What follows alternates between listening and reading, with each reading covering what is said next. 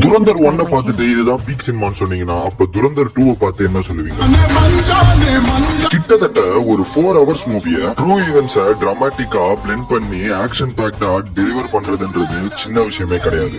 500-600 crores invest பண்ணி pan Indian story potential இல்லாத படத்தெல்லாம் வெறும் ஸ்டார் பவரை மட்டும் குளோரிஃபை பண்ணி எடுக்கிறவங்களுக்கு நடுவுல இந்த படம் ஒரு ஜெம்மா நிக்கும். கண்டிப்பா சொல்றேன், துரந்தர் 1 and 2 இந்தியன் சினிமாலேயே ஒரு ரிமார்க்கபிளான மூவியா அமைய போகுது. அதோட எல்லா கிரெடிட்ஸையும் நான் ஆதித்யதற்கு மட்டும் தான் கொடுப்பேன். பிகாஸ் அவருக்கு இந்த ஸ்டோரி மேல எவ்வளவு கன்விக்ஷன் இருந்தா 250-475 crores இப்படி ஒரு படத்தை எடுத்திருப்பாரு. இந்த படத்துக்கு பின்னாடி நீங்க நினைச்சு பார்க்க முடியாத அளவுக்கு நிறைய ரிசர்ச் போயிருக்கு. ஃபார் எக்ஸாம்பிள் பார்ட் 1ல நடந்த Kandahar airport hijack, parliament attack, 26/11 Mumbai terrorist attack, அதோட கண்டினியூஷனா அப்படியே பார்ட் 2லயும் 2016ல நடந்த சர்ஜிக்கல் ஸ்ட்ரைக், இந்தியால மணி டிமானிட்ரைசேஷன் நடந்ததுக்கு ரீசன் அண்ட் லிஹாரில நடந்த கேங் வார்ஸ பக்காவா போர்ட்ரே பண்ணிருந்தாங்க. அது மட்டும் இல்லாம அஜய் சன்யால நடிச்ச ஆர் மாதவனோட கேரக்டர்லாம் ஸ்கிரீன்ல வரும்போது விசில் பறக்கும். இது மட்டும் இல்லாம படத்துல நிறைய சர்ப்ரைஸ் இருக்கு. கனானி பிரதர்ஸ், மேஜர் இக்பால், ஹர்ஷத் பப்பு, எஸ்பி சௌத்ரி கேரக்டரோட ரைட்டிங்லாம் சூப்பரா இருந்துச்சு. அது மட்டும் இல்லாம இந்த ஸ்டோரி பார்ட் 1 எங்க முடிஞ்சதோ அதுல இருந்து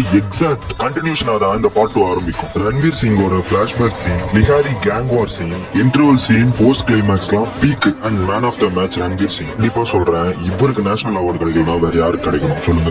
அண்ட் ஒருத்தரை மறந்துட்டேன், ஜமீல்.